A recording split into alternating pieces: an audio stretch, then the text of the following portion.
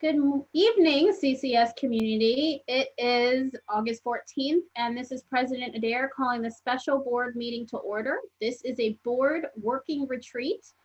And this evening, our entire agenda will be spent talking with our facilitator from the Council of Great City Schools, AJ Crable. So if you have tuned in to hear information about the upcoming school year, that is not what we will be discussing tonight. And we encourage you to visit our webpage where you can find frequently asked questions and find lots of information. We will see you back for a regular board meeting on Tuesday with additional information about the upcoming school year. So members, we do, as I said, have a very short agenda tonight, although a very long discussion about it. And so we will have the discussion with AJ Crable from Council of Great City Schools, which is to continue our discussion around the 5-year strategic plan goals, and then we will adjourn. Will you please, you know what, I went right ahead. I know, Stan, I see you. You're like trying to like slow down. I'm just so excited to talk to AJ, but first I need you to actually call the roll. President Adair. Present. Ms. Beckerly. Present. Mr. Brown. I'm here. Mr. Cole. Present. Dr. Pierce. I'm here. Mr. Ragland. Here. And Vice President Reyes. Here. Okay, you have a quorum. Thank you. Now we will adopt the agenda, which is to talk with AJ Crable about the 5-year strategic plan goal setting process. Is there a motion to adopt our agenda? So moved. Second? Thank you. Please call the roll. President Adair. Yes. Ms. Beckerly. Yes. Mr. Brown. Yes. Mr. Cole. Yes. Dr. Pierce. Yes. Mr. Ragland. Yes. Vice President Reyes. Yes. Motion carried. Thank you. So we'll have AJ turn his camera on, and I will turn it over to him to lead us through our continued discussion about the 5-year strategic plan goal setting process. Hi, AJ. Good evening. It's always a joy to be with you all. This is the next step in a journey that we've been taking to get to having a set of goals and guardrails that identify what are the vision of our community, what do we want for our children, and how will we measure whether or not that we're accomplishing that for them. But then also our guardrails, what are the values of our community that have to be honored along that journey to accomplishing the vision. This is just the next step along that path. What will happen after this is that you all will be going out in pairs to have conversations with folks in the community about fundamentally about what their vision and values are. The conversation won't sound like that, but that's exactly what the conversation is actually about at its core. And so in advance of you all doing that, what I prepared for you tonight is a little bit of training to help you first get into the headspace necessary to be really great at listening for vision and values. And then secondarily, to actually practice through the script a little bit so that you gain some fluency with it. Now, even after this evening, you'll each have to individually read through it and kind of get good at it so that you can deliver it effectively without kind of reading from it the entire time. But after you do it once or twice, I think you'll find that it really does just kind of flow on its own and it takes on a rhythm that won't be a challenge for you at all. Before we dive into the actual script though, student outcomes don't change until adult behaviors change. Student outcomes don't change until adult behaviors change. Which adults need to change first?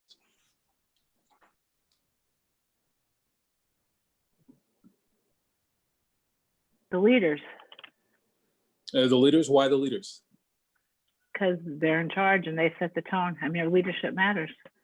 They're in charge, they set the tone, and leadership matters. Student outcomes don't change until adult behaviors change. Which adults have to change first? We do, Why we do? because we're the only ones we have control over. Because we're the only ones we got. Yeah. I might be able to change me, but I can't do anything with all the rest of folks. Student outcomes don't change until adult behaviors change. Which adults have to change first? Who else? Who will be the next to share? Student outcomes don't change until adult behaviors change. Which adults have to change first? The rest of the CCS grown-ups. So The teachers, rest of the CCS grown-ups, why them? because they have to be bought into the change as well and understand their place and feel that it's the right direction for the outcome of the agency of the system. Yeah. James, student outcomes don't change until adult behaviors change. Which adults have to change first? Board, Why the board? we must be the drivers of the change. We're the ones that are the representatives of the people. And as the representatives of the people, we have to do their will in driving the district to what they want to see. So we it's gotta be must us. drive the change. As a representative of the people, we have to represent their values and be the drivers of that change. And Yes, sir. so the board has to change first. Got it. Yes. Anyone else we haven't heard from yet? Student outcomes don't change until adult behaviors change. Which of those has to change first?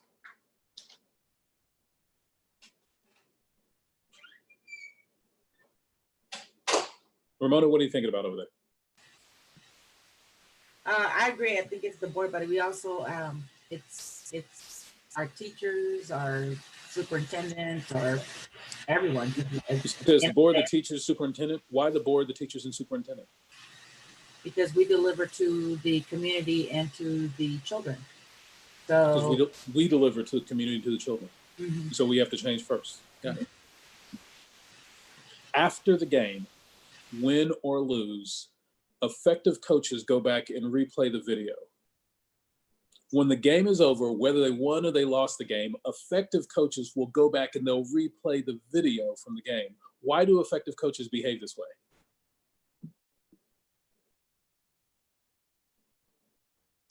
It's to watch the tape to see where the mistakes were, to see where the gaps are, to see what was effective on the field and what wasn't. Yeah. Watch the tape, see what the gaps are, see what was effective, see what wasn't effective. Yeah. After the game, win or lose, effective coaches go back and replay the video. Why do effective coaches do this? Because perfection doesn't exist and we can always learn lessons to improve. Always. Yeah, perfection doesn't exist, but we can always learn lessons to improve. Yeah. we could also find the person that may need a little bit more help. We can Yeah. find the people that are excelling and learn from them. Yeah, find the person who needs a little bit more help, but also find the people who are excelling and learn from them. In the same way that effective coaches replay the video, in the next few moments, I'm going to invite you all as leaders of what's possible for students to replay your leadership video. And for all the same reasons that an effective coach would replay the video. To learn from mistakes, to gain wisdom about the path forward, to learn to be inspired about opportunities to create something even better going forward, this continuous improvement process. As an access to a replaying of the video, I invite you into this question. What's a time when your choices, your adult behaviors may have made it harder for students to be successful? As you begin to replay the video of your leadership, what was a time when certainly it wasn't what you intended, but as you begin to replay the video of your leadership, you recall a time when your choices, your adult behaviors may have made it harder for students to be successful? Who will give the first example? I can say maybe a time when I didn't subdue my passion. Yeah, there's a time when I didn't subdue my passion. Why do you say that may have made it harder for students to be successful? Because they didn't hear the gist of what was said. It was my emotion abstracted the communication. Yeah, they didn't hear the gist of what there was something powerful that I wanted to communicate, and the way I showed up, they didn't actually hear that. They didn't get the power of the communication because of the emotion in the communication. And so as I replay the video of my leadership, I noticed that this was a moment where my choices, my adult behavior may have made it harder for students to be successful. Got it. And this is what it looks like for an effective coach to replay the video. Who will give the next example of a time as you begin to replay your leadership video of a time where your choices, your behaviors may have made it harder for students to be successful? Who will give the next example? And by the way, you all get to go. Who will give the next example? I think at times there was opportunities to speak up or state information, and um, and you failed to do that. No, no, no, no. Was this true for you? For me, yeah. Make it a nice statement. So there are times when there was an issue or a discussion where I failed to provide my input that may have been a game changer. Yeah, there are times where there was an issue discussion. I could have provided my input, and that could have been a game changer. But as I replay the video of my leadership, I noticed I didn't speak up in that moment. And what I'm realizing now, replaying the video, is that may have actually made it harder for students to be successful. God, I love the example. Thank you. Who will be the next to share? Oh, Eric, you want to go? Then I'll go. Yeah, go for it, Eric. Fine. I was thinking similarly, and I was going to say there are times that I didn't show up. I didn't attend an event where my presence, even apart from anything I might have said there, would have been helpful. There are times I didn't show up where just my mere presence, even apart from anything I might have said, just my presence, could have made a difference. As I replay the video, I noticed that my lack of presence in that moment may have made it harder for students to be successful. Got it. Thank you so much. Yeah, Jennifer? I think sometimes it's hard to balance, and we work really hard. I work really hard to balance the grown-up issues versus the kid issues, the student center. And sometimes we talk, or I focus on things that are more grown-up centered, like, or political, or, maybe community voice that may not always align with student center. Yeah, there are times as I replay the video of my leadership, I notice there are times when I may be focused on things that are more adult-centered rather than student-centered. Just as a quick check-in, if anybody else, as you replaying the video of your leadership, if you've ever, as you look back now with the benefit of hindsight, notice there's a time where you may have been more focused on adult things than on student things. Is that true for anybody else? I know that's definitely true for me as a board member. Yeah, absolutely, absolutely. And all there is to do as an effective coach, as I replay the video, I notice that this is a moment where my choices, my adult behaviors may have made it harder for students to be successful. Yeah, absolutely. Who will be the next to share? Yeah, Carol? I have to understand, or sometimes my style, I come across, I think, as direct and maybe even judgmental or critical when I'm really just trying to communicate, and that breaks down communication, and then we don't get past that, and I have to understand that better. Yeah, I notice that sometimes in the way I communicate might come off as judgmental, and that breaks down our ability to communicate and our ability to get along better, and really accomplish the things that I intend for students. As I replay the video of my leadership, I notice that in those moments, how I'm showing up may have actually made it harder for students to be successful. Yeah, so it's a really powerful insight. Who will be the next to share? We've got 2 more board members and a superintendent. All right, James, you're up. There were votes that I've taken that I did not feel were in the best interest of young people. Yeah. And I regret them.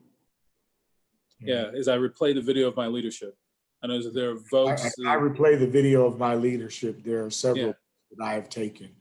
There are votes I've taken, and I regret that I regret. Absolutely. That I regret.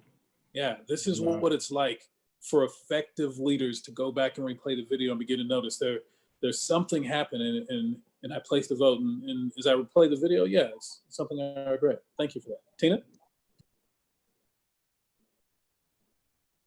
Why, thank you, AJ. As I replay the video of my leadership, I fail to realize that there are moments when students need to just be. I have very high academic expectations for students. And oftentimes that can cloud me seeing the moments where they need to be a kid, where we need to provide moments for them to have social emotional learning, moments for them to have recess, moments to give them hugs and pounds and encouragement. because of where I've come from in this city, in this district, I'm so driven by what I know our kids can achieve that sometimes I forget to just let them be kids.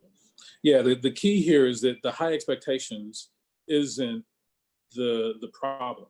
Like the challenge that I hear you lifting up isn't the high expectations. It's that there are times that I'm actually not keyed into what students need to help them achieve those high expectations. Like, am I hearing you correctly? I mean, it's not that what they need, it's finding the balance in that. It's finding the balance in giving them everything they need so they can succeed. Got it. So if I'm understanding what you're saying, sometimes I replay the video, the behavior of mine that may have made it harder for students to be successful is sometimes I haven't found the balance of providing the things that they need. Am I understanding you correctly? Yes. Yeah. That's better. There are times where there was a balance of what they needed, and for whatever reason, I didn't actually seek that out and find that. And in the moments when I failed to do so, as I replay the video, I noticed it may have actually made it harder for those students to be successful. Am I understanding you correctly? You're understanding? Excellent. Thank you so much. Talisa? Yes. As I replay the video of my leadership, at times I don't allow the conversation to finish before I interject my thoughts. Yeah. There are times I don't allow the conversation to finish before I interject my thoughts in it. And as I replay the video of my leadership, I'm noticing that in those moments, sometimes my choices, my behavior, actually making it harder for us as a team, to allow for students to be successful. Yeah, got it. Thank you so much. So as you all have found this example of a moment when my choices, my adult behaviors may have made it harder for students to be successful, I want to offer you a really powerful challenge. On the other side of this challenge is access to the leader that you want to be. But the challenge is a hard one. And so I've reserved it until today because you're ready for it today and you're going to need it for the journey ahead. So as you reflect, as you replay the video and you begin to reflect on the video and notice the behavior in myself that may have made it harder for students to be successful, consider that inside of each of these behaviors and these choices, while it may have made it harder for students to be successful, there was a benefit to me. Begin to notice in the moments when I chose the behavior I chose, it may have made it harder for students to be successful. In that moment, there was a benefit to me. The benefit wasn't in students in that moment, the benefit was to me. Now, the next challenge of the effective coach is to figure out the benefit to me was who will be the first to share. As you begin to replay the video and you notice this moment in your leadership where your choices, your adult behaviors may have made it harder for students to be successful. What was the benefit? For me, in my example, the benefit was the payoff of efficacy, the payoff that I made a statement and I meant what I said, and there's an emotional elation in a way. The benefit was I asserted. The benefit was expression. The benefit was elation. The benefit I heard you say was I asserted. And so there was an emotional payoff for me in the moment. But as I replayed the video, I noticed that while there was a benefit for me, that same behavior may have actually made it harder for students to be successful. This is a powerful moment in the life of a leader, to get present to the moments where my choices, my behaviors may have made it harder for students to be successful, and to be clear about the benefit that I accrued in that moment. Only inside of this realization do we begin to make possible changes in my adult behavior that can unleash what's possible for students going forward. Who will give the next example? As I replay the video of my leadership, what was in the moment when I behaved in a way that may have made it harder for students to be successful, the benefit to me was, Carol? I think it's very similar to Michael. I think that, and I don't know that it was, I finally have an opportunity to share what I think is right and what I think it needs to be, and I'm so passionate about it, I'm getting in my own way. Yeah. And I suppose on some level, that's sort of, you finally have a voice and then you're blowing it, kind of. And in that moment, the benefit to me was? I guess the release or the sense of I finally got to speak my piece. Yeah, the benefit to me was Which- release. Yeah, I got to speak Yeah. my piece and begin to notice as a leader that there are moments in time. This is certainly not all of my leadership, but I begin to notice moments in time as I replay the video that I would rather indulge in righteousness for me than rightness for my students. Begin to replay the video and get present to, yeah, there are moments when my choices, my behavior may have made it harder for students to be successful. And in that moment, there was a benefit to me. In this case, the benefit was, expression or to get something out that I really wanted to get out, even if it actually had me, as I heard you say, getting in my own way. Yeah. Right, because I'm not being heard, or either I'm not being heard, or it's not the right time, or whatever is not right about the how and the when. Yeah, really Not appreciate strategic. really Not appreciate that. strategic. Who will give the next example? What was the benefit? Yeah, Eric, what was the benefit? Yeah, the benefit to not showing up for me is really obvious. Is I get to choose to do whatever I want to do during There's that what's same possible time. for students in that moment, and there's what's possible for Eric in that moment. And when That's the two right. were in conflict, I chose myself. Yeah. Or It's a my family. powerful moment in the life of a leader when I really get present to not only what are the choices I'm making, but what are the impacts on students as well as the benefits to me.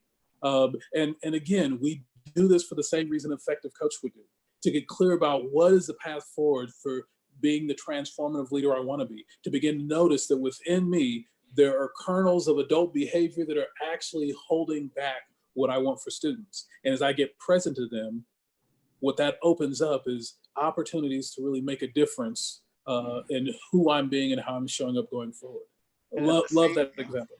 At the same time, I'm also balancing. Sometimes I need to do something for me, or I'm not going to be good for anybody else. And trying to figure out, balancing how important is it that I'm at the event versus taking care of myself. Yeah. It just makes it tough. Who will give the next example? What was the benefit? James, I see you took off your mute. What was the benefit? In the moment when you voted in ways that you now regret, the benefit to me was?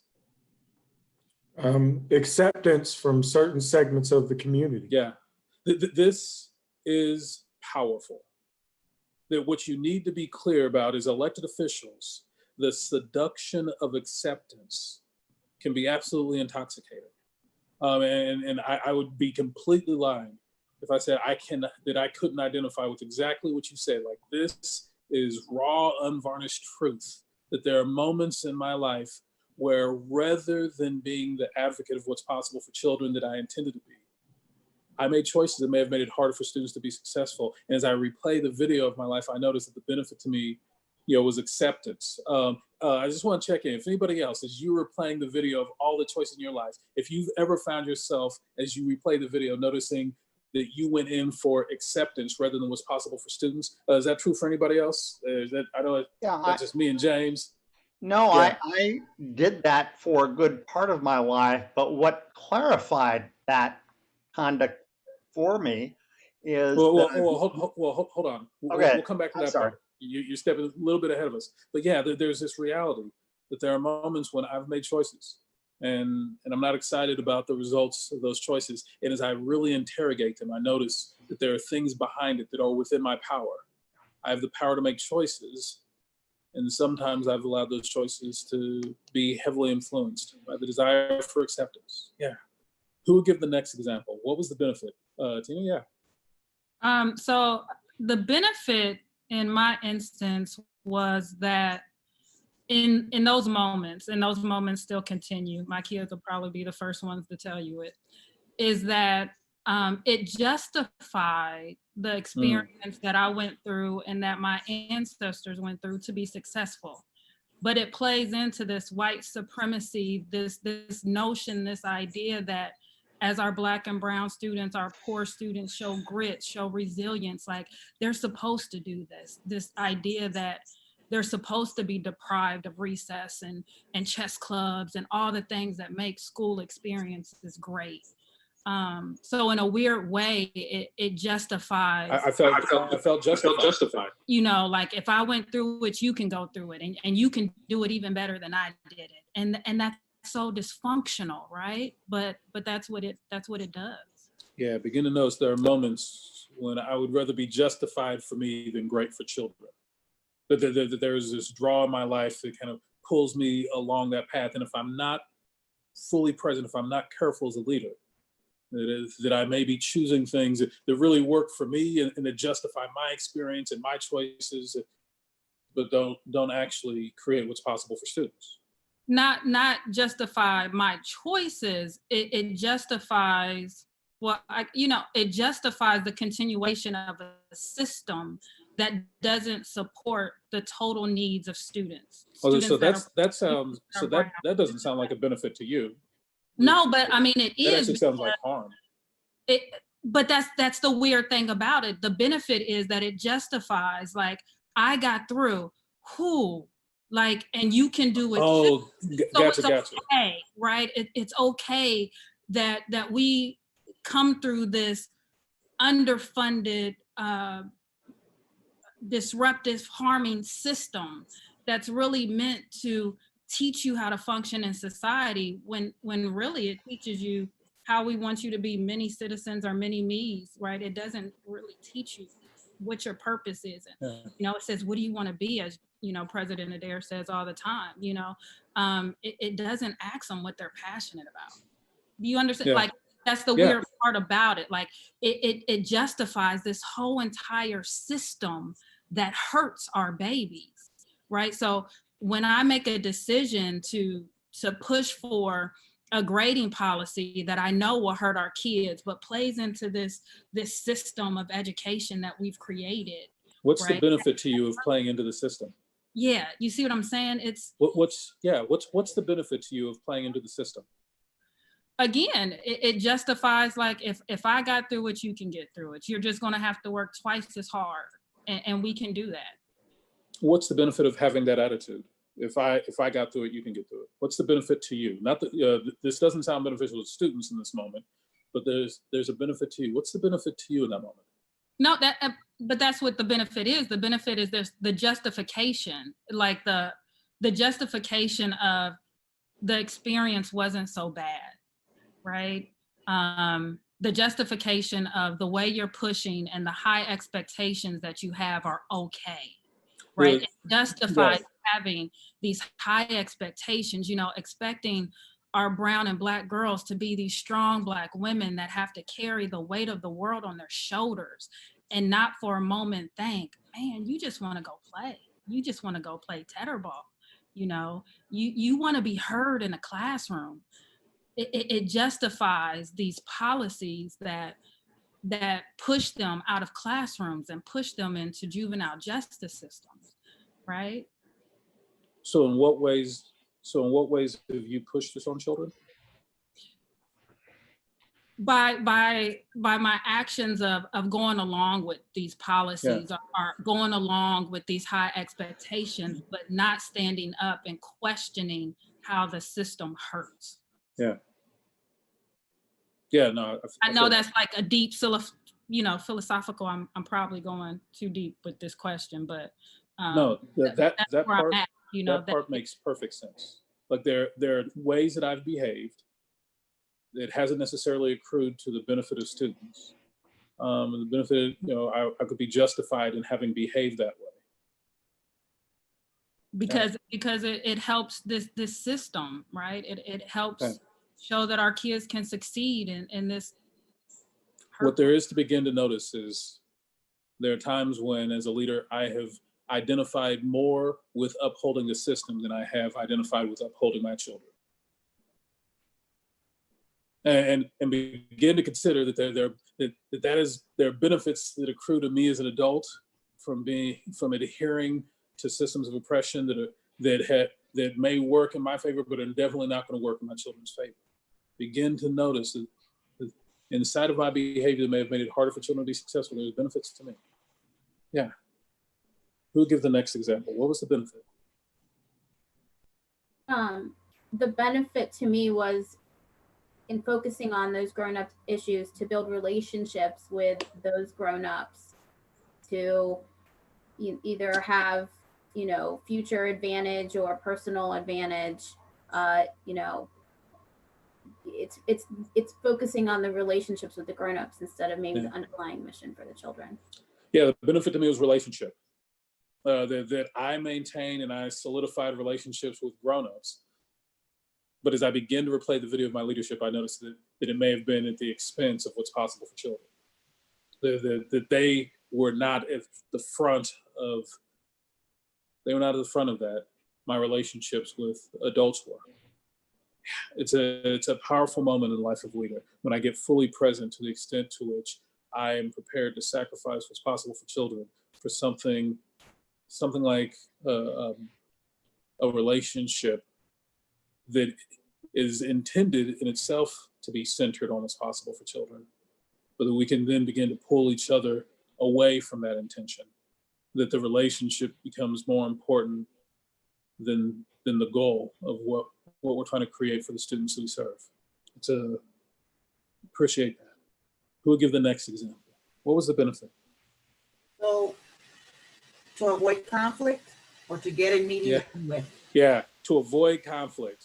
Like begin to notice the powerful seductive draw of avoiding conflict. Like if I can, escape, getting cussed out at that next meeting, if I can escape, being in the produce aisle of the grocery store, Miss Johnson, coming and giving me the business. Like if I can get around all that, like if we can avoid some conflict, I will drop what I claim to be values outside the grocery store in order to get a moment's worth of peace and avoidance of conflict. This is not a Ramona phenomenon.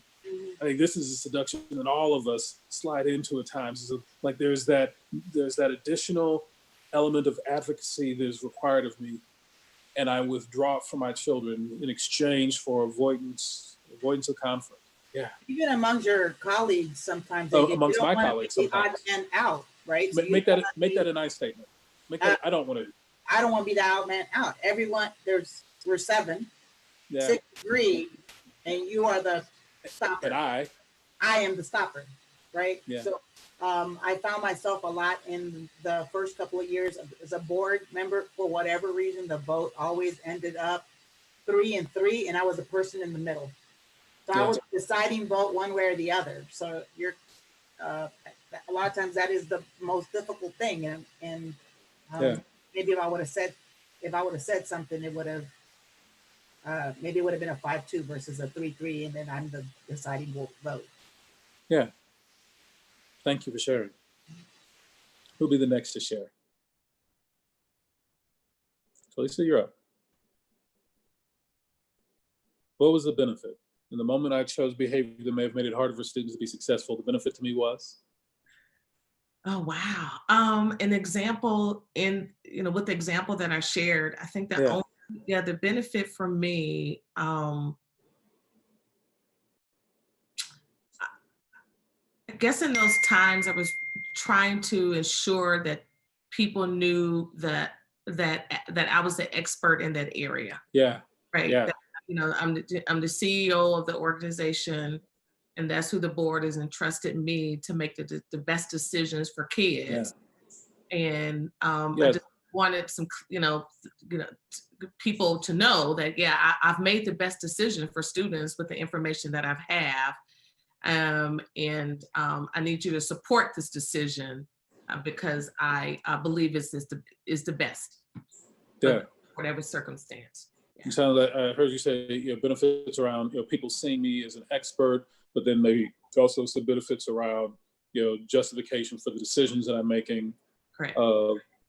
And that as I replay the video of my leadership, I know that there are times when I was successful at getting justification, successful appearing to be the expert, but in ways that may have actually made it harder for my students to be successful. Exactly. Yeah, got it. Yeah. Thank you very much. It's a difficult line to walk as a leader. It is, because when you don't, When I don't. when I don't, it's, you know, if I don't, when I don't stop and listen and get the whole picture, I may have missed something that's very important that I did not consider. Yeah. Because at the time, I believe that I've made all the considerations when I brought that item to the table. Yeah. I think of that like, I had a friend and mentor that always talked about, 111 degrees ain't gonna boil water. Like you need that 112th, you need that last degree. And if I'm not taking time to listen, there may be that last element that is necessary to really, set this thing ablaze for kids. And I may have snuffed out that last degree of fire that we needed to really make this thing happen. Yeah, I got that. Of all the ways we could have started a time together in a workshop intended to help prepare you to engage with the community, of all the ways we could have started this conversation, why did we start it this way? With a reflection on how student outcomes change, with insight into moments when my behavior may have made it harder for students to be successful, and with clarity around the extent to which there are benefits to my adult behavior. Of all the ways we could have started this conversation, why did we start this way? I think we started it in truth. We started it in truth and honesty about what are some of our personal drivers, truth and honesty, and about what are the things that we're vulnerable to personally. So I appreciate this aspect of the conversation. Yeah, who else? Why did we start this way? It was your direction and we trust you.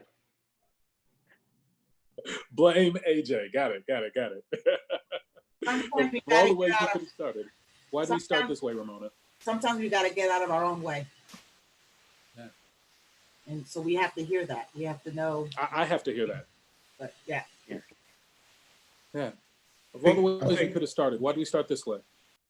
Well, the objective, what we're trying to achieve today is community facing. We're going to be leaving from here, going out into the community and engaging with them. The purpose of this exercise is for us to kind of free ourselves of those types of entanglements that have kept us from literally engaging a community that we're sworn to represent. You've used the word seductive twice now. And the community could be, in that context, seen as these seducers, right? We're talking about avoiding conflict. We're talking about acceptance. And quite frankly, as elected members, acceptance and the avoidance of conflict is what gets you reelected. And when we're talking about what we are engaged in, make it a nice statement. What I am engaged in, in what is essentially human development, what I have seen is a lot of acceptance and a lot of. Is this true for you? Well, in some ways, in my tenure on the board, yes. Yeah, make sure it's a statement specifically. Absolutely. Yes, because there are times, like I said initially, I should have voted a different direction because I knew that it would have benefited students for me to vote in a different direction. Yeah. And so acceptance and the desire to avoid conflict was indeed a driver. But at the tail end of all of that, what that means is you want to have the opportunity. I want leadership. I want to have the opportunity to be in leadership. However, that may not be what best serves children. So I really appreciate this reflection. The only element of that reflection that I would adjust is the community is not the seducer in this conversation. Well, the community if you look at the community as voters. No. You want to be really clear. The community is not causing you to behave the way you behave. Community members may do whatever they do, but there's only one person who gets to decide how James behaves. And who's that one person? Oh, absolutely. Yeah. Yeah. I'm a man in full, bro. Absolutely. Right. So the community isn't the seducer. The desires of your heart may be, but what we won't do as leaders is place responsibility on community members for choices that we make. Oh no, and I'm not saying that at all. I'm not saying that at all. Good. What I'm saying is a different approach is warranted. Yeah, no doubt. Sometimes what is best for children may not be best for elected officials. Yeah, there may be times when you will have to choose, do I want to create opportunities for students, or do I want to create opportunities for myself? Exactly. And my experience is that the vast majority of the time, those two are probably going to go hand in hand. That if I am behaving in ways that are going to be powerful and beneficial for students, that is also going to cause the community to see that my values are aligned with their values. But I would but there respectfully disagree with that. But there are moments when you will have to choose between the two, where you will not be able to have both. Yes, and sir. in those moments, the real question that comes down to is, am I going to choose students, or am I going to choose the benefits that I've been receiving? And that's part of the nature of the conversation. Yeah, anyone else? Of all the ways we could have started this conversation about going out into the community, engaging in conversation, why do you think we started it this way? Anyone else? Yeah, Carol? I kind of think this is building community within us. Yeah, absolutely. I began the conversation by asking you a question. Student outcomes don't change until adult behaviors change. And I got all kinds of really interesting answers. Well, the teachers got to change first, and the board has to change first, and all these other things. Let me ask it again. Student outcomes don't change until adult behaviors change. Student outcomes don't change until adult behaviors change. Which adult has to change first? Me. Me. Yeah. Me. There is power in clarity around what behavior changes first, create the context for the larger cultural changes that really make a difference for our students. That if what I want to do is really be the catalyst of transformation in the lives of my students, my access to that is to begin first by changing my own adult behaviors. Student outcomes don't change until adult behaviors change. Starting with me. Before we transition, I began this way for a few reasons. And so I want you to take a moment and reflect. What was my facilitation of that conversation like for you? What was your experience of how I facilitated that conversation? Yeah, Eric? Yeah, you kept us very focused, very specifically focused and directed, and didn't allow us to get off. What are some specific things I did to help pursue that focus? We kept our language accountable to us, to ourselves. Yeah, so it definitely push you to be accountable for yourself, not for everybody else. What are some specific things I did? So I want you to reflect on how I facilitated, because I'll give you a hint. There's some things in how I facilitated that I wanted you to see, because I'm going to want you to do. So first I wanted to show, then we'll talk about it. So as you reflect on how I facilitated us through that conversation, what are some things that you noticed?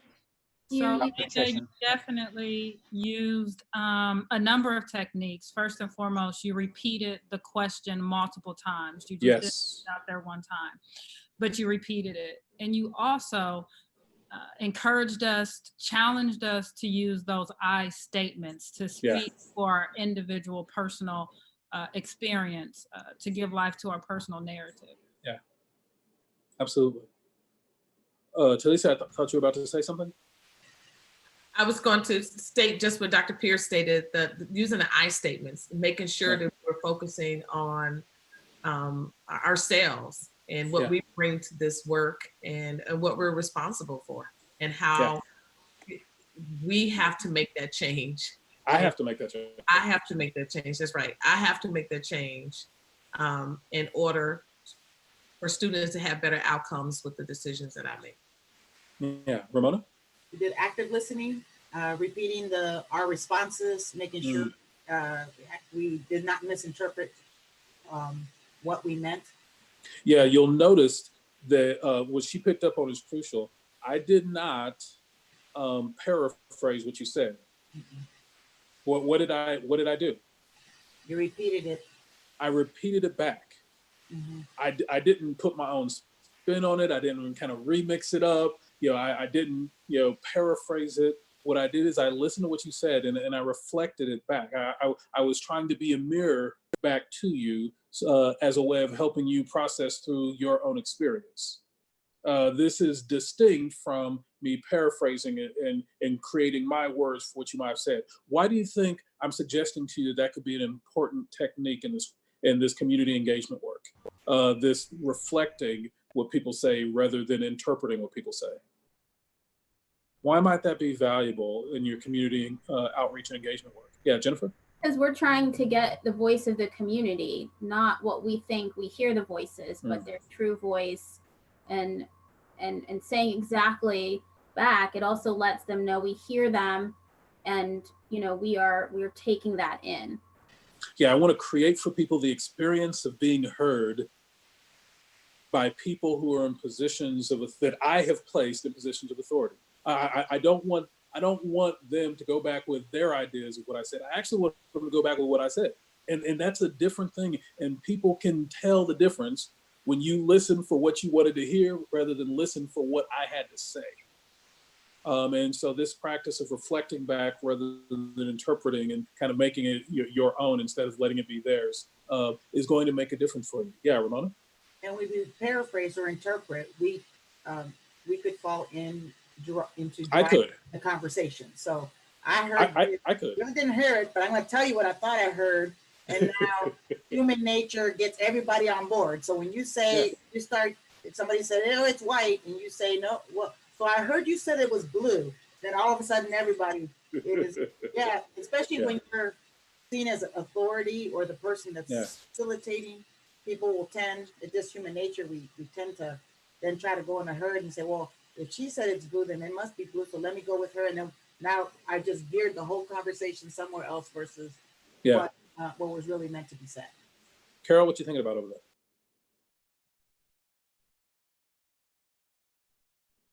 there? You're muted, Carol. Thinking about how you have to make sure you don't influence the conversation by putting your thumb on the scale. What Ramona was saying, I think. Yeah. Anyone else? What did you notice about the facilitation? Anything else lifted up? Yeah, Eric? Yeah, and then I'll come to you next, James. The paraphrasing or interpreting, I think will be perceived by many people as manipulation or an attempt to manipulate. I'm not trying to hear what you're going to say. I'm here to manipulate what you're going to say. Yeah. Yes. Yeah, I could see that. James, something in particular you want to lift up about the facilitation? No, I think you were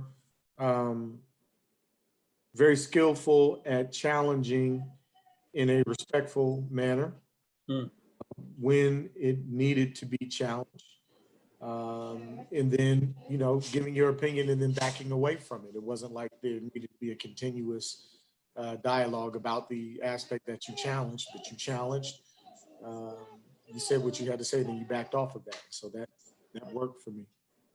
Yeah, there may be times as you all are doing this work where you are going to have to nudge a little bit, partially to gain clarity.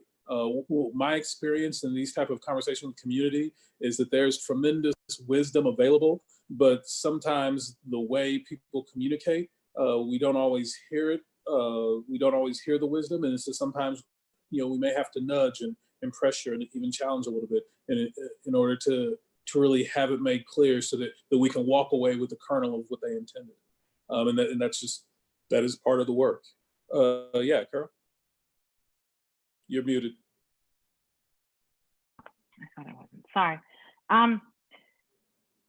Part of what is important I think, is that you're reminding us or ensuring that we will be intentional in listening, which is, and you know, which is about relationship building. You know, when someone feels really listened and heard and understood, and somebody's there with that intention to understand them. And that's important because these are people and organizations that, you know, we want to either build, repair, or begin our relationships with them. So this is hopefully the beginning of lots of conversations. So I think that being mindful and intentional about how we approach it is really important. Absolutely. Michael, what do you think about?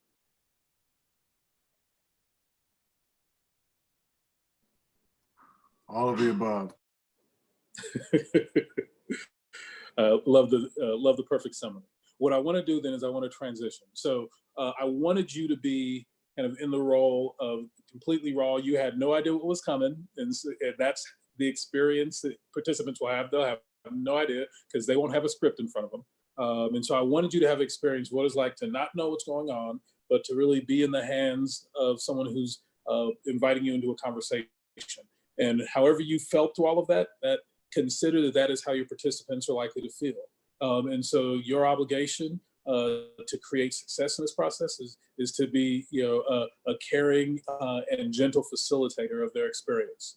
What I'm going to do is I'm going to facilitate another conversation. This time I'm going to go through the actual script that's been shared with you, just as a way of engaging folks to try to solicit information that we'll use for the rest of the process. A couple of things I want to highlight. First, my coaching to you is the first time that you do this, my coaching to you is to just actually stick to the script. It'll be awkward, it'll be strange. My recommendation to you is actually just stick to the script.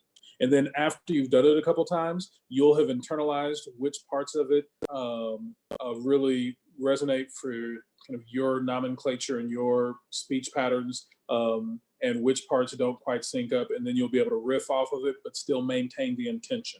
If you try to go off in another direction right now, you will actually disrupt the intention. So first you have to practice it a couple times, and then you'll understand the intention of it. And then after that, then you can make the script more your own for the remainder of your sessions, and you'll be fine. Either way, what you'll want to do is practice the script sufficiently so that you can stick to the script without needing the script. People will notice if you are just constantly reading from a script, and they won't be all that impressed by it. And so we're going to run through this. So you all are, you know, a group of community individuals, parents, teachers, concerned citizens, and so on and so forth. And I am a member of the Columbus City Schools Board of Education, newly elected, and now I'm coming out to interact with you all in a conversation. And so, you know, good evening. You know, welcome. Thank you all for choosing to make time for this conversation and to give us the opportunity to really listen to you. My name's AJ. I'm here with, you know, my fellow board member. And what we really want to do is just hear from you all as members of the community. Like, what are the vision and values that are important to you? This is part of a larger process. Yeah, our current strategic plan actually completes in 2020. And so now the next stage in the process is to create a new and updated strategic plan. But for that to be complete, we're going to have to start by listening to you all and listening with open ears, open hearts, open minds, so that we ensure that we are honoring all it is that we hear. So this is why we've asked you for the opportunity to be here. And as your elected representatives, it's our job to listen, you know, for your vision and for your values for our children.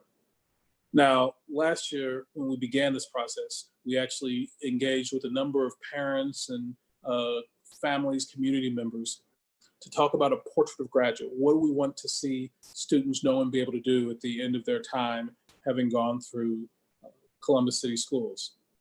So now what we do is we come back to you having identified that 15-year vision, the portrait of a student.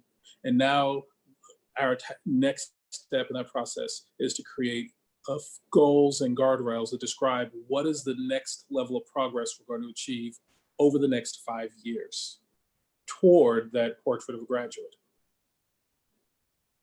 So I also want to be clear about what we're not here to do. So we're not here to address current events. And so if you have concerns about school reopenings or policing or other matters, Those aren't what we're here to talk about unless they specifically relate to our 5-year goals.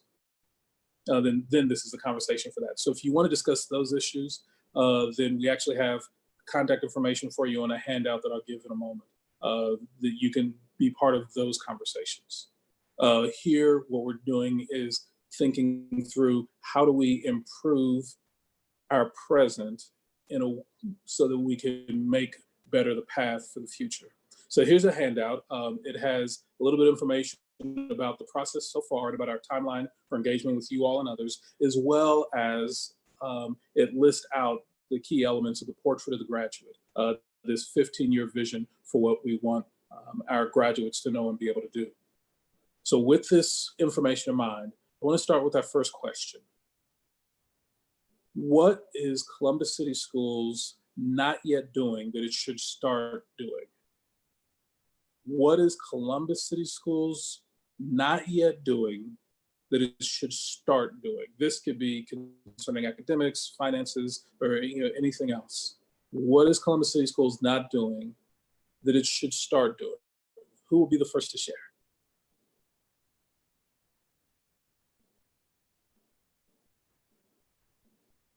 Columbus City Schools is not yet institutionalizing culturally competent curriculums and educators throughout our district.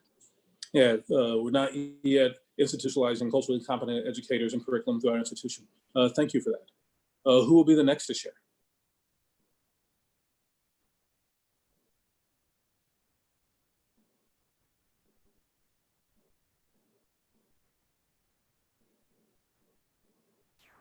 What is Columbus City Schools not yet doing? Yeah. I don't think Columbus City Schools has made enough efforts to make things equitable for all students, especially those in special education.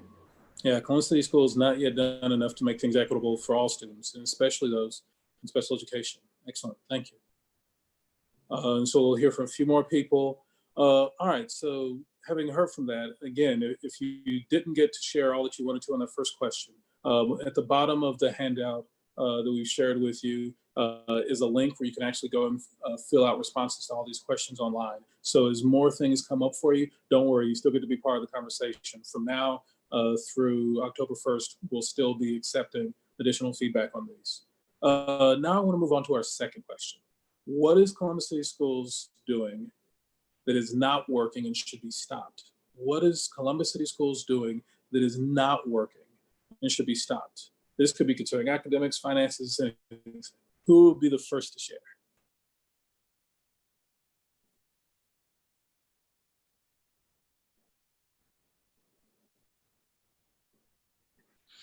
Columbus City Schools is currently having a number of meetings that last far beyond 2 hours, but not coming through with substantive policy and changes that are impacting student outcomes. Yeah, Columbus City Schools having meetings that last far beyond 2 hours, but it's not coming away with substantive policy changes that impact student outcomes. Got it. Thank you. Who will be the next to share? What is Columbus City Schools doing that is not working and should be stopped? Who will be the next to share? Yeah, Eric. Columbus City Schools is not yet seeking out and identifying the best teachers in our district, the most effective teachers in our district, and assigning them to where they're most needed. Columbus City Schools is not yet seeking out the most effective teachers in our district and assigning them to places where they're most needed. Got it. Thank you. So let's move on to the next question. So next question is, what is Columbus City Schools doing that is working and should not be changed? What is Columbus City Schools doing that is working and that we should keep doing that should not be changed? This could be anything, academics, finance, again, anything at all. Who will be the first to share? Columbus City Schools is leveraging the community partnerships that we have with businesses, faith-based organizations, and nonprofits to meet the academic, social, emotional needs of our students during this COVID-19 pandemic. Yeah, we're leveraging the relationships with community partners to address the social, emotional, and other needs of the community during this COVID crisis. Absolutely. Anyone else? What is Columbus City Schools doing that is working and that should not be changed? Who will be the next to share? Columbus City Schools is working to develop policy to address issues of inequity within the district, with a sound policy to accompany it. Yeah, developing policy to address inequity within the district. Yeah, sound policy. Yeah, thank you for sharing. Let's move on to the next question. So the next question I want to ask you, which is the area of the portrait of a graduate is Columbus City Schools most achieving today? In which area of the portrait of a graduate is Columbus City Schools most achieving the expectations today? Who will be the first to share?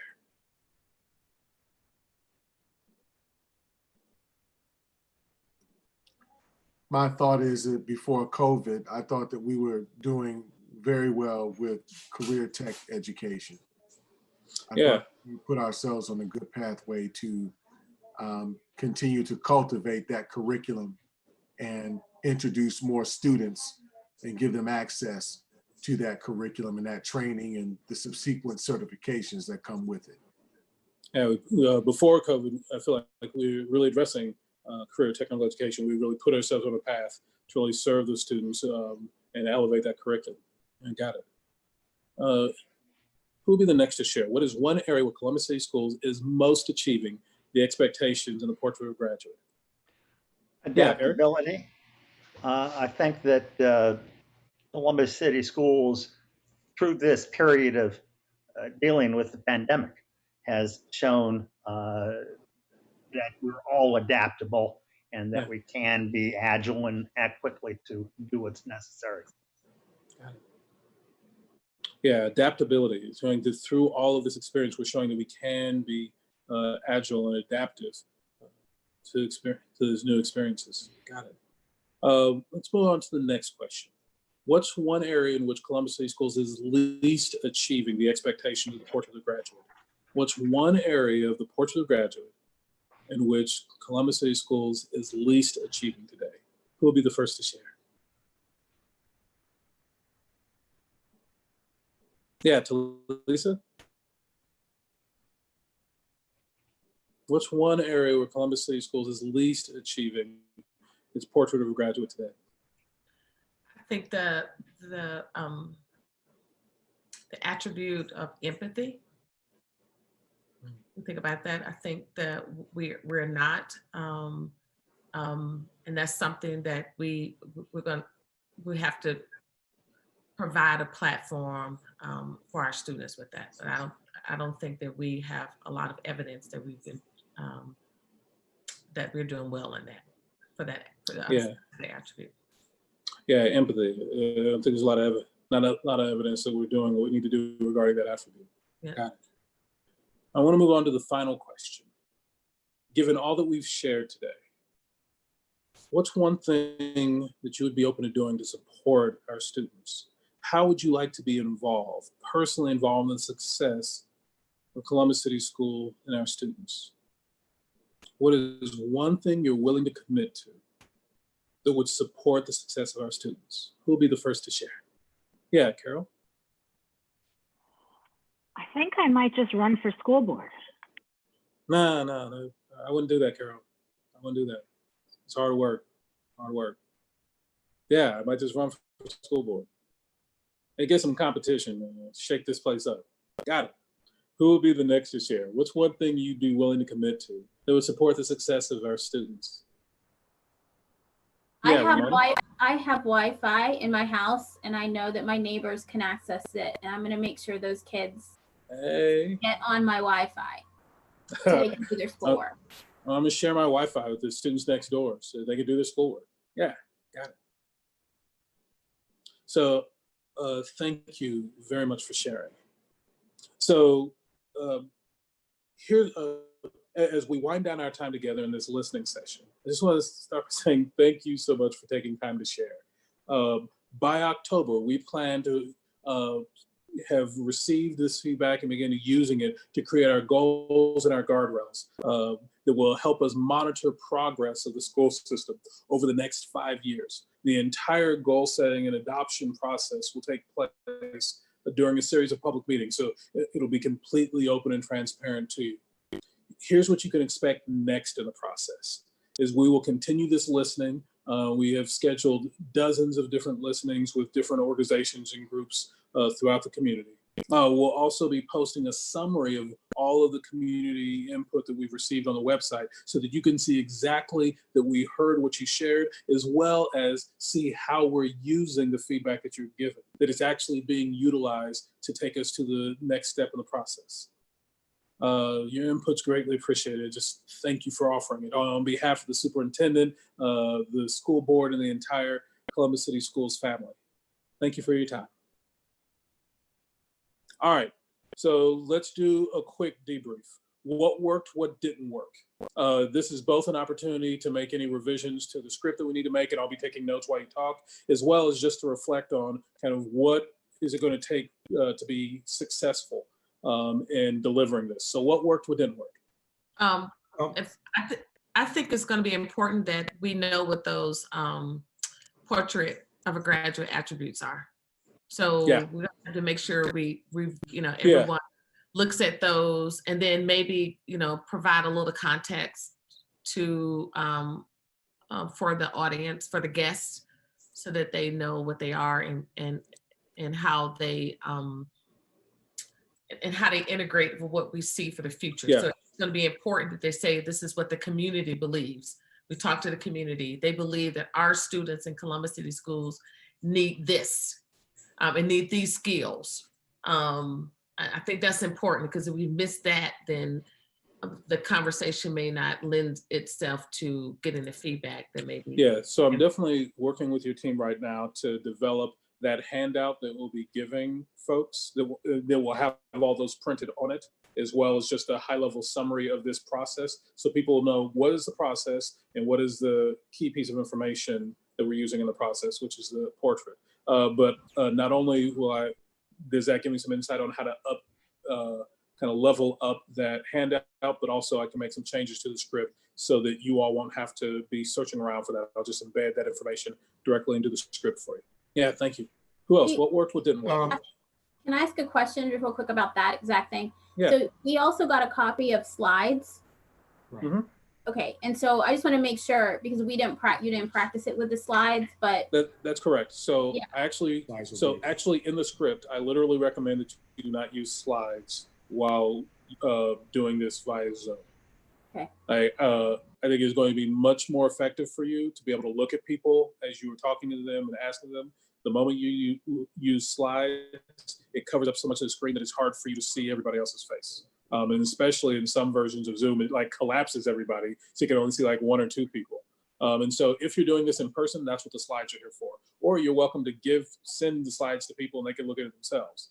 But all the slides have on them are the questions themselves. And that's intentional, that it's as minimalistic as possible, because you really want to create this as a conversation with folks. And so that people are responding to you, not responding to slides. And so if you're in person, I think the slides do help, because some people look at it in addition to hearing you repeat it. But that's also why literally the script, it's designed that you're going to repeat the question multiple times because people won't have it physically in front of them or up on the screen. Yeah, James? A couple of things. I do believe it's unrealistic to assume that they're going to be able to control crowds from talking about reopening and everything that is happening to them and around them right now. I'm not sure necessarily how to handle that, but I do have a suggestion that might help. Yeah. I think one of the things that may be helpful to us is if we use our technology department to create an app that accompanies board members to these meetings, or as an accompaniment to these meetings if we're doing them virtually, so that those participants can download the app. We can announce it at the beginning, And then when they do have questions, they can go right there as opposed to waiting until they get home or at some other opportunity, wherever they may be, to go to a different place. They can do it right there on their phones and submit questions during the app. I mean, using the app, that would help alleviate some of the anxiety of not being able to say what they need to say during that time. I just think that that's something that would allow them to be interactive with us in real time. And I know, I'm not the techie, but I know our technology department knows how to do all those types of things. And so that might be a suggestion. But I do like the script. I like the simplicity of what it is that we're asking. I just think we might need to use our technology to kind of help us guide the process a little bit more. But, folks are going to want to say something about reopening, want to say something about everything that's going on. And if we give them an app and we tell them to go there and submit, that might. Yeah. So what I'm hearing you talking about is folks who have concerns they want to be heard about that are specific to present matters. I think with this controlled environment, what we did today, that was fine. I mean, we explained it at the beginning. We said all of those things, but we understand the process. We're engaging in the process, and what I'm trying to we're all I'm just trying to make sure I'm understanding the need that you're trying to make sure gets met. Yes, and the need that you're trying to make sure gets met is if people feel a need to be heard, or they're trying to either get information or simply be heard on a current situation that they're experiencing. Maybe I'm a parent and I'm trying to figure out what happens to my kid in 2 weeks. That there needs to be an outlet for those folks to have that need met immediately. Am I understanding? Yeah, that could be a part of what we're doing with.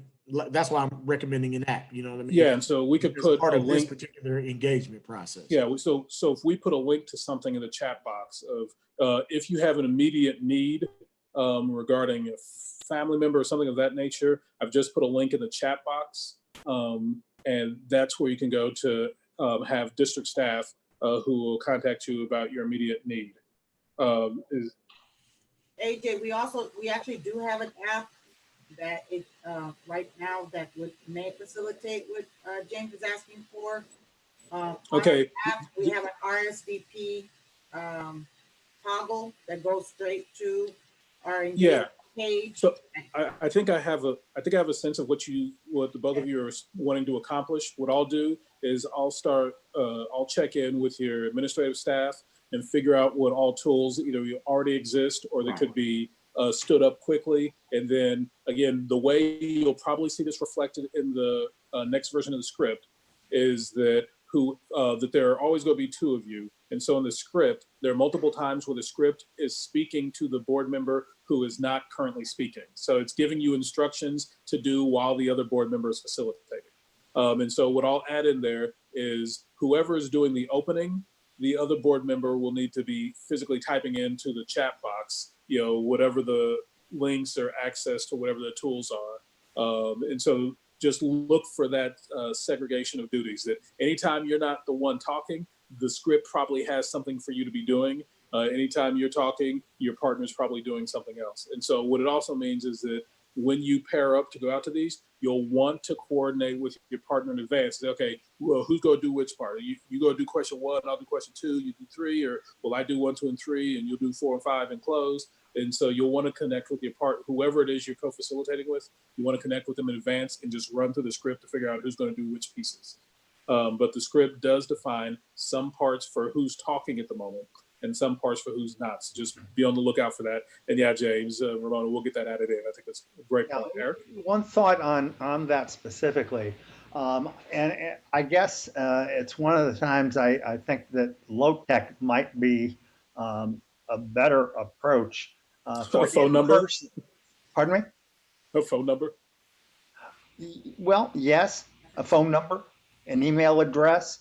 And I think of that as relatively low tech these days, or an index card. If this is in person, just have some index cards. People can write those questions, collect them at the end. But please write it down. Don't tell us about it now. Yeah, don't forget it. Yeah. And if it's, if it is a Zoom, use one of the things that's already built in, because people have become acquainted with Zoom, rather than trying to change Zoom to add in a tool they haven't seen before. Yeah. Who else? Reflections. What worked? What didn't work? So AJ, I think first of all, there's a level of trust that's already been forged among all of us. I think in the script, we might want to recognize and understand we might have some individuals that don't trust us, that don't trust the process, that just see this as another opportunity to share their ideas but not get action afterwards. Yeah. So in that process, I think it's important, and this is something that I do as a facilitator, is to create brave and courageous spaces for people, a space that we say that and commit to being 100% present. So even in listening, my colleague indicate, what if people want to talk about school openings? Very politely tell them, those are very important issues and we understand that. And if we're doing it via Zoom, have the information in our script that we can literally cut and paste it.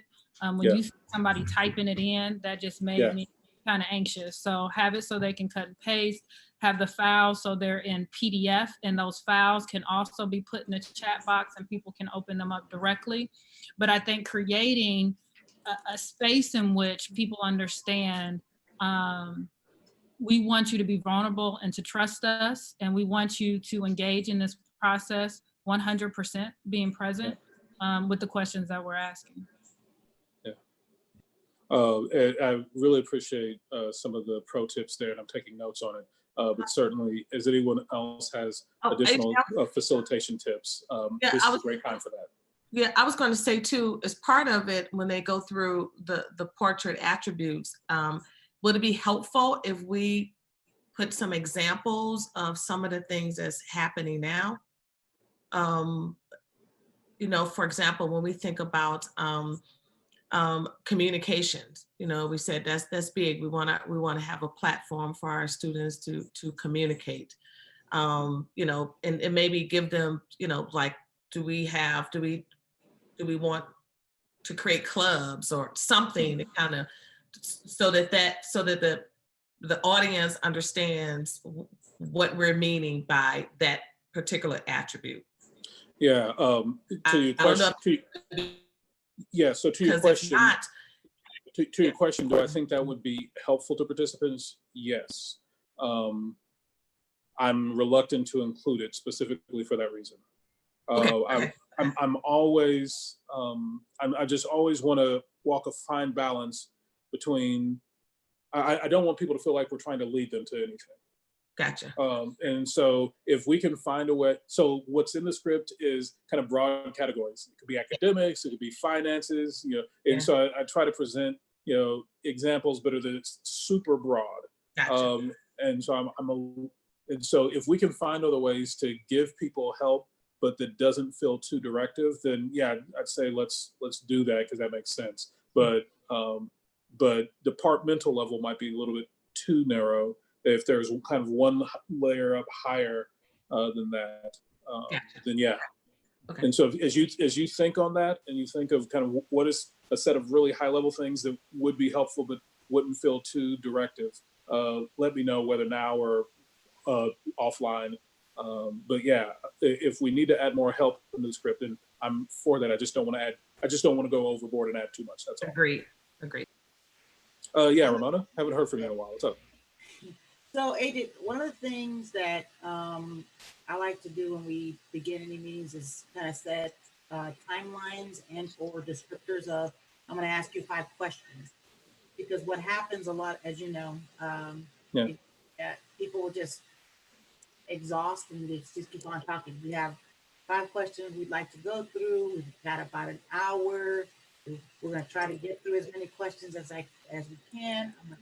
I'm going to respectfully move us along, but we will have tools and other methods and ways that we'll be collecting more information so that people don't feel. Yeah. I've heard it before. Oh, you're rushing. Yeah. you don't want to listen to me. And sometimes, I mean, I've reached out to some of the members already that we'd like to go out and like, I'll give you 10 minutes. If you're giving me 10 minutes, obviously that's, you know, we're going to be probably. Yeah. But No, I appreciate this. So in the script, it does try to give indications of timelines, but it also indicates that some of the questions are optional just because you may not actually get that far into the script depending on time. But this idea of indicating the timeline or the number of questions, I like that. Of course, that's going to be a set of variables. So you'll see it show up in brackets in the script. And that means you're going to have to fill in the blank on the fly with, okay, folks, so today we have 60 minutes. And so with our 60 minutes, we think we can get through 5 questions and then dive into it. So I'll add that to the script, but just understand it's going to be really variable. It'll just be something you'll have to manage on the fly, but it'll be easy after your first shot. Yeah, Carol? I think maybe you just sort of answered the question that well, first of all, can we distribute the questions ahead of time? Yeah, I don't see a problem with that, especially since you're going to have them all online where people could go and fill out a form. And, you know, for staff who are listening, I think something as low tech as a Google form that will literally take about 10 minutes, you know, to fill in will be more than sufficient. But since you're already going to have them online, like I don't think there's anything secretive about them. So I think you can send them to whoever the host and say, hey, feel free to distribute. Right. Like I said, you could literally send them the PowerPoint in advance. Now, the only challenge with that is, to Ramona's point, if people only give you 30 minutes of their meeting, you've sent them a PowerPoint that shows a bunch of questions, and you walk and say, hey, we're going to get through 4 of these. We're going to get through 3 of these. You're automatically creating, you know, this small disconnect. So you just need to be prepared with like, well, wait a minute, how come we're not getting through all of them? It's like, if you want to give us an hour, you want to give us 90 minutes, then we can, you know, have some spaciousness and get through all of them. But with a half an hour, we generally find that we can get through X number. And didn't we prioritize them a little bit, like the most important ones? They are in order that you all prioritized. They're in the order that you all prioritized. And so, again, this is something you and your partner, when it's time for you to go to one, you're going through the script, you're going to have to look at how much time are we given, how many questions do we think we get through, and then divvy them up based on that. But it'll be entirely in your hands how that happens. I've put all the variables into the script, and you'll just have to sort out which variables make the most sense for a given outreach session. Okay. Eric, did you have your? Oh yeah, Carol. No, I was just going to say it seemed like a lot of questions, but I'm not sure if it wasn't because you were kind of, I think, going in a little bit of fast forward. Yeah, we were definitely in fast forward. So let me say something about that right quick. Generally speaking, no matter what size group you have, well, say no matter, as long as it's more than 5 people, then I would probably try to solicit at least 3 responses to each question. Some questions are going to naturally get more than that. Another thing that you saw me do a little bit, but I didn't a lot because I was in fast forward, but I'm going to recommend to you is cold calling people. I am going to recommend that you cold call folks. It's like, hey, you know, Jennifer, we haven't heard from you a little bit. You know, what do you think about this question? And so, you know, those are kind of normal facilitator tricks that I think a lot of you have skill sets around. Feel free to use those. But yeah, I was rushing through. You all won't. My recommendation is, at minimum, try to solicit at least 3 responses from each. And I'll put some of those facilitator tips into the script for you. Eric? Yeah, I anticipate that following up on what Talisa had to say at the beginning, the attributes of the portrait of a graduate, these are not yet known in the community. They're not tradition. And I think they're going to be questioned. I think people are going to want to use this time to say, you know, what about this? Shouldn't a graduate know this? And all kinds of things. Mm-hmm. You know, and I guess, you know, one, I'm wondering how can we avoid doing that, assuming that we should avoid that discussion. And probably having these in writing in front of these folks is going to be Yes. really useful.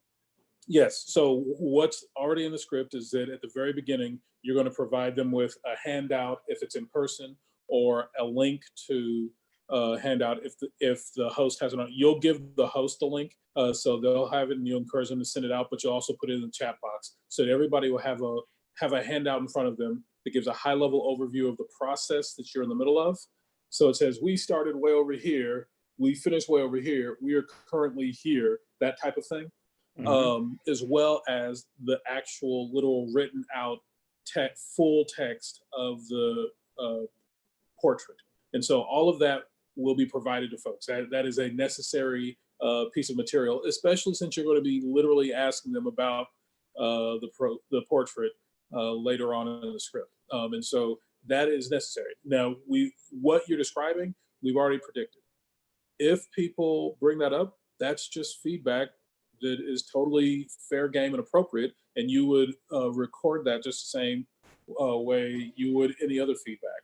And so that form that working with staff to set up, where members of the public can go and enter things, that is the same form that you all will wind up using to enter input from these sessions. And so if they say something about, hey, I think, adaptability, I don't want my kids being adaptive, then you would write that down and you put that as part of the feedback that you got from the session. Later on, when we're parsing through all the feedback, if there is a really strong push around some area of the portrait of a graduate, that is at a high level of readiness, but it remains fluid until adopted. And that adoption isn't slated to occur until the same time in this process that you adopt your goals and guardrails. And so if there is this massive groundswell around this missing element, then the portrait is still fair game. Now, my sense is it's fairly well developed. And so if there's just one or two comments about something, I don't know that I'd make a recommendation for modifying. But if there's this real groundswell, then I think you should consider whether or not to make modifications. And so the book on that is not closed until it's closed. You all are the book closers. And according to the schedule you've set, that book ain't closed until the end of November. Do you have any specific tips on how to recognize a groundswell versus a couple of people with loud voices?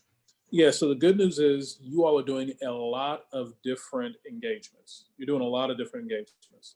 And so one of the things that that's going to come out of all this is I'll work with your team to create a summary document of all of the community feedback you get that's responsive to this set of questions.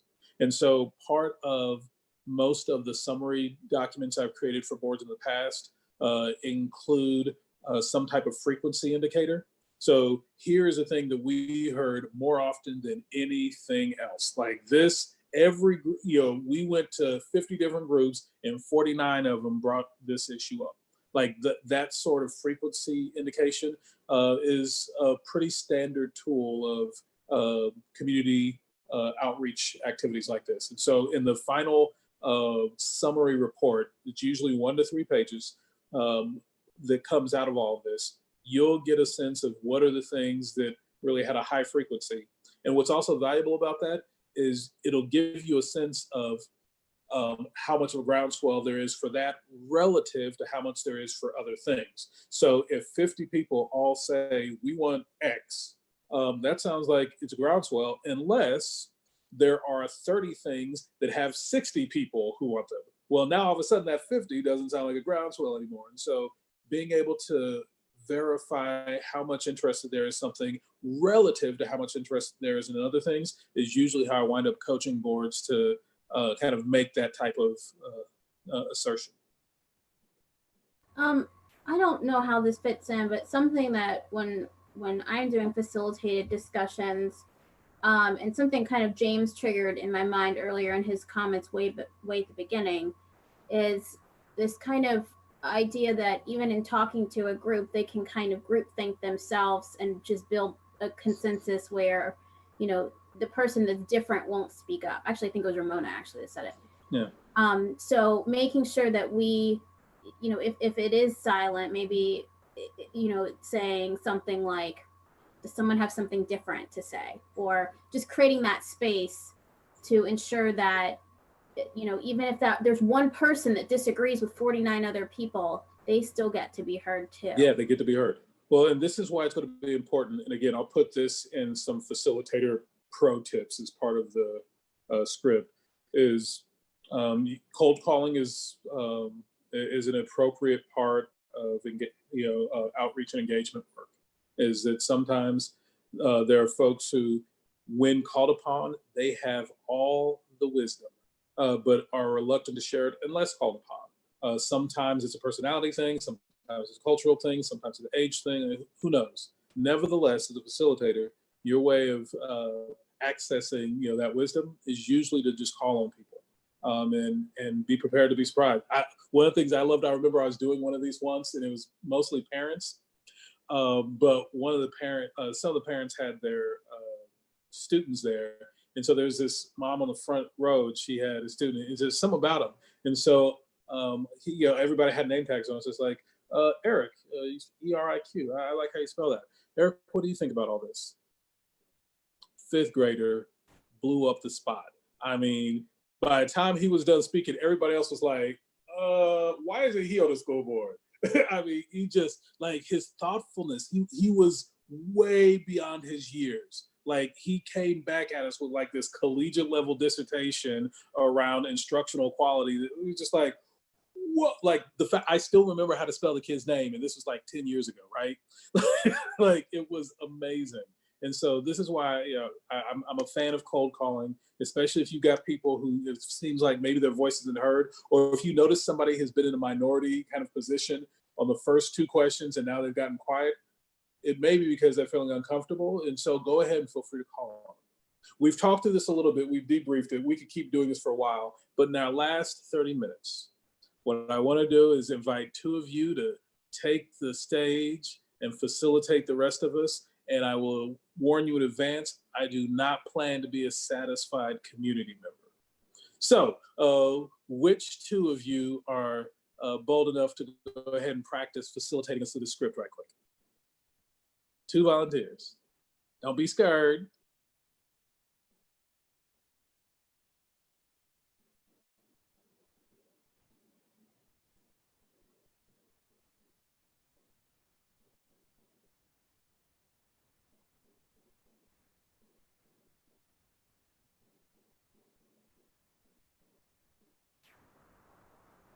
I mean, I can do it, but I do this a lot. All right, so. we've got one volunteer. Now I need a second volunteer. Who wants to be my friend?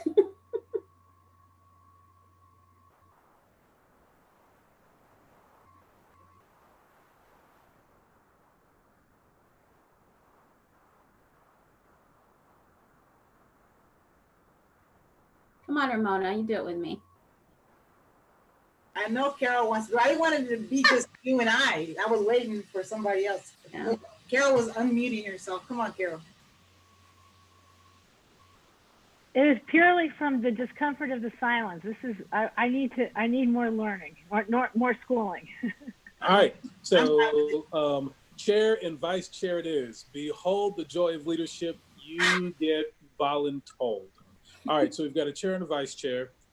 So what I want you to do is I want you to actually talk through the script right quick, and we'll listen as you all talk through and decide who's going to take which pieces. And then as soon as you've decided who's going to take which pieces, just jump right in. Okay, Ramona, you have it up, right? I do. Let me put it somewhere where I can read the whole thing. Excuse my gaze to the other side. I know it's hard. Yeah, because I'm looking up, so I know it's weird. All right. I guess. And pick one question each. So do the intro, one question, second question, and then the Closing. And then closing. Okay. Well, how about I do the opening? You want to do? Let's see. I can do the first question, and then you come in with the second question. And you close. Sure. Okay, we'll just do that. All right. Good evening, everyone. Thank you for allowing us to come to your meeting. I am Board President Adair along with Vice President Reyes, and we are excited to be here to talk with you. We're here because our current strategic plan ends this year, at the end of 2020, and we are in the process of updating and creating a new one. But in order for us to do that, we have to listen to the community with open ears, open hearts, and humility. And that's why we're here. We're here to ask you questions and to listen to your responses. And as your elected representatives, that is exactly what our job is, to ensure that we listen to your vision for our children and your values for our future, to ensure that our school district is honoring both of those. So last year we began the process of Portrait of a Graduate, which we began by listening to parents, staff, and stakeholders to create this vision. The portrait is a 15-year vision for students on what they must be able to do upon graduating from Columbus City Schools. Today, we are looking to take the first step in that process, and we're going to work on the first 5 years of that 15 to continue to push towards that full vision of Portrait of a Graduate. What we are not planning on doing today is to focus on current issues. Those are extremely important. So we are going to give you a link to do that, because that's what we just talked about. Out of that, AJ. We're going to give you a link so that you can share and you can get those answered. But today we're really focused on what is in our next 5-year goals. Now, if you do have things that come up that you think should be in those goals, that is fair game. So, so some of those topics could come up.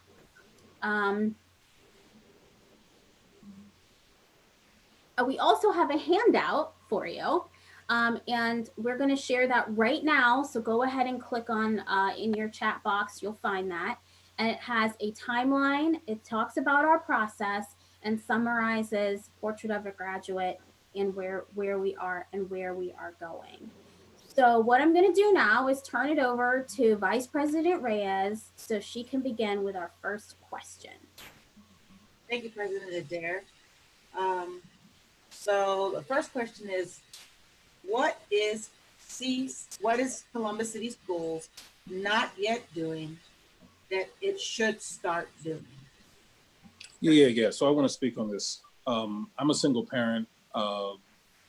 Your schools have done right by me, but I just need to know, when can we open up these schools? Because I cannot be at home with my children and be at work. So right now you're trying to tell me I either put food on the table or I leave my children home alone unattended. When are we going to open the schools back up? Thank you, Mr. AJ, for giving us your feedback. As we discussed earlier, as President Adair discussed, there are some topics that we would like to actually answer in a different forum. We are not here to discuss the opening of school, as important as it is. We are currently putting that link on our chat box so that that important comment can be discussed. If you'd like to kind of put your thoughts or your question there, we would appreciate answering it through that chat box. But what we're asking today is, what is the Columbus City Schools not yet doing that it should start doing? This can be concerning academics, finances. Would somebody like to start?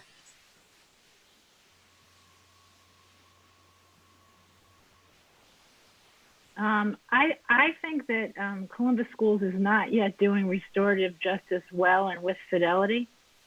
And I think that we really need to start doing that better, or we should be doing that.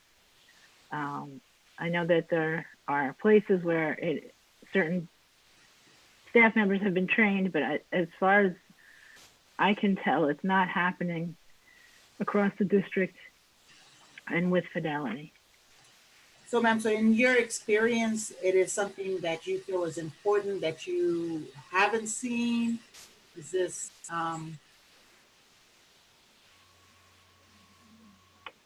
Yes, I think it's very important. I also think that it's important that in order for it to be effective, and I think that there's lots of evidence that it can be powerfully effective, we have to do it well. And we have to do it with enough resources and enough training and enough coaching for it to take traction and become part of the community. And I think that's something that we are not doing well now and we need to be doing. thank you, Ms. Hill. Anybody else would like to provide feedback on what is Columbus City Schools not yet doing that it should start doing? Yeah, you guys need to be spending more money locally. Your numbers just aren't what they should be. And, you know, here locally, if you've got a budget as big as you are, you need to be spending more money with the folks that are supportive of the schools by sending their kids to the schools. I don't see a lot of that. And so I know That money you needs just to stay hired right here. Yeah, I know you just hired a chief equity officer and all of that, but you know, We worry about equity. We worried about jobs. Y'all need to spend that money right here. right, exactly. So, so when are you going to make sure that we're getting our cut of the property taxes that we're paying? So, so what you're asking is how will we distribute our finances to ensure that we are contracting with various individuals? And specific, do you have any examples of what you're talking about? As My kids go to school here. How come I can't get a contract? Right, exactly. I'm talking about local Black folks specifically. I'm talking about Black folks from Columbus that send their kids to Columbus City Schools, and y'all not spending money with them. What are y'all gonna do there? So what we hear is you would like us to take into consideration our contracting and looking at it at a local level. That's something you would like us to look at. Is that right? We can write that down as something that's part of your concern. Well, we've heard you take it into consideration before. I mean, that's what you always tell us. Every time y'all get out in front of us, you tell us that you'll take it into consideration, and then we never get considered. So he also specifically said Black folks.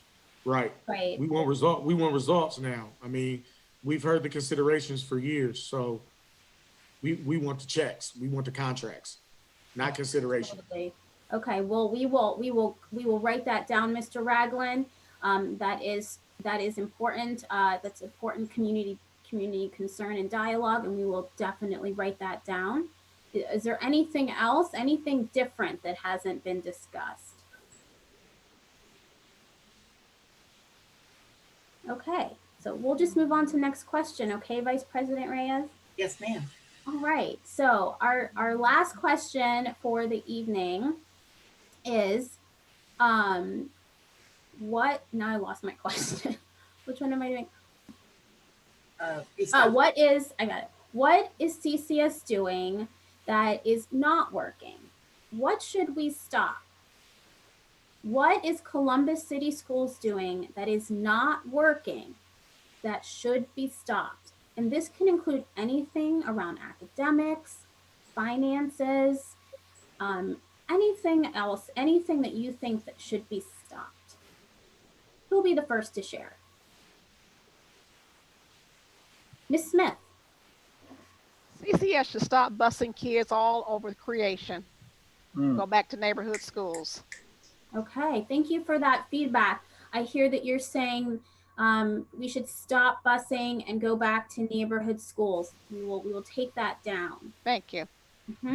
Any other feedback about what is not working? Mr. Brown. Yes, you're taking all of our tax money and spending lots of it on administrators. You're paying them too much. You've got too many people in the central office and not in classrooms. And you've got to be taking care of teachers.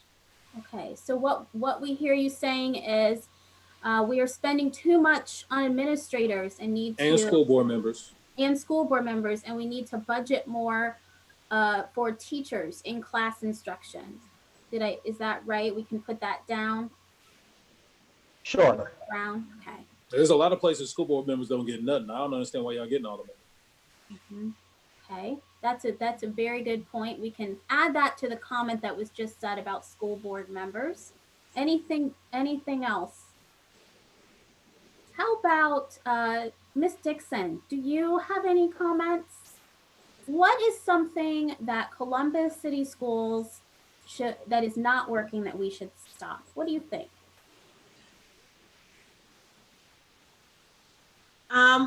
I think the board meetings are too long. I stay up and try to watch it, and sometimes they're 4 hours long. I just think that you guys could really, shorten those board meetings and get us out of there so I can go to sleep. Great. So what I hear you saying is that Yeah, no, I couldn't agree more. I think that president needs to learn how to, stop people from talking and move on with the meeting. Okay, so what I hear you both saying is that board meetings are too long and not engaging for you. So that is something that we will write down and put on the list. I think that is all the time we have for this question. If there was something else you wanted to share and you didn't get a chance to share, don't forget, we have that link. You can go and fill out additional comments. I'll turn it back over to Vice President Reyes to close us out. So we want to thank you so much for taking the time to share with us today. Just want to kind of give you a little bit of a follow-up. By October, we plan to use this feedback to create our goals and our guardrails that will be used to monitor progress over the next 5 years. The entire goal setting and adoption process will take place during our public meetings of the board that'll be advertised. You'll be able to access that schedule. Here's what you can expect next in the process. We'll continue to listening, and we'll then adopt these new goals and guardrails this winter. We'll also post a summary of this community input on our website that you'll see in the chat box. So you can see the feedback you provided and how we use the feedback in our decision making. Your input is greatly appreciated. On behalf of Superintendent Dixon, the school board, and the entire Columbus City School family, we really thank you for your time. All right, so let's talk to our colleagues. What worked, what didn't work? What's something they did that worked, what didn't work? Yeah. I was very impressed that neither of them took the bait. Right. Neither of them took the bait. Neither of them tried to defend themselves personally, the administrators or anybody within the district, the administration, none of that. They kept it, as professional as they possibly could. And that, for me, I know that is an area of weakness for me. that I am, really trying to work on as we move into these types of things. Like, I'm gonna want to clap back, right? Right. Neither of them did that, and I thought that was very impressive. They kept it straight. They stuck to the script. Like, literally, okay, yep, here's the script. I love that. And for me, what I just learned with that process is the script itself is your best friend in this process. The script is your best friend. The training, your best friend. Go back to the training. Don't be defensive. Go right back to what it is that you've been taught to do, and stick with that and move forward. And I thought they both did an excellent job. Yeah. But one thing that it explicitly says, every single question in the script, your job here is not, it said, do not agree or disagree with whatever they said. That's not appropriate. It may actually discourage additional participation, but be grateful for them having participated. So your job is not to say, oh, that's absolutely right, or man, that's a horrible idea. That's not your job. And worse is, if you start doing that, then you'll actually discourage people from participating. Oh, well, she's not going to agree with me, and she's not going to say good job to me, so I'm just not going to speak up. And so that's not your job. But your job is to be gracious and grateful that they chose to speak. Whether you like what they had to say or not, that's irrelevant. The point of this is not for you to like what people have to say. The point of this is for you to listen to what people have to say. And so whether you agree or disagree, that's not, don't get into that, because that'll just, exactly what James said, that'll lead off in a place you ain't trying to go. What you do want to do, however, is constantly do exactly what I saw both of them do, be very grateful to people for having taken the time to share, because it can be hard to share. It can be really hard to share. Like, we're all elected officials. I'm recovering elected, current elected, superintendent. We stand up and talk all the time. And so I think it's easy to take for granted. What we have normalized can be really challenging for folks. Be really grateful. And I think they did a fabulous job of that. What else? What else did you see? What else did they do that worked? What else did you see that worked? I think they did a nice job keeping their composure. Yeah. Because sometimes people, can try to be agitators, but they both remain professional, remain calm. Yeah. And repeated. They ask for clarity to make sure they understood what the person was saying. So nice job doing that. Hey, I was watching for the eye roll, and the second it came, I was going to give the biz. Like, he was going to hear all of it, all the words. James got started. I was like, but they were both calm. They were calm and collected. They handled it. Because James and I, we were coming for you. But no, y'all kept it chill. I was proud. But yeah, unless somebody started to eye roll or do something disrespectful, and I had words that I was going to bring to you exactly about it. But I didn't get to use my words because you all, you were right on point. Anyone else? What's something they did that worked? Yeah, I Carol? thought they worked well as a team. Yeah.